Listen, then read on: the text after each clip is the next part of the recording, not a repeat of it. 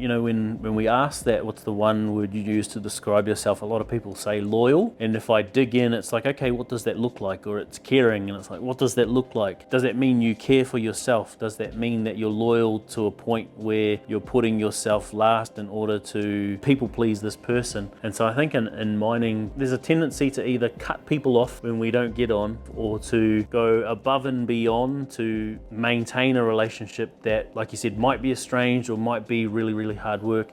I know this is something that you currently going through yourself. What does that look like for you, and how are you showing up within that? Yeah, interesting and difficult topic, that one.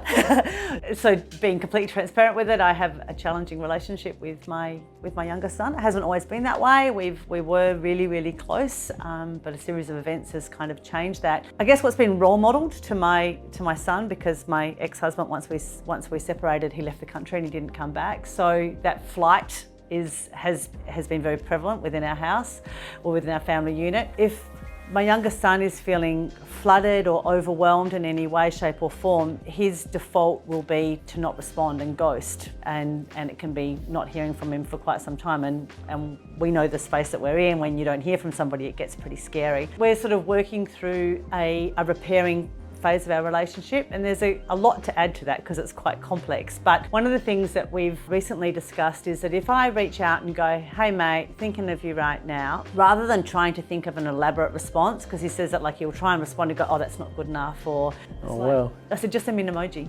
Like an emoji's cool, or if I've sent you something and you don't feel ready to respond, just hit the thumbs up tab or something like that. So that way then I know that you're on the other end of the line, everything is okay, and my mind doesn't immediately go into, do I need to set a welfare check? Something else that I guess with my own experience with it has been, when you have a very injured relationship, a relationship where there's been quite a bit of damage and you're starting to work through the restoring side of it, it's really important to be careful not to do things that can re-injure that relationship. So, and to give you an example around that, we're on a really nice path of going well.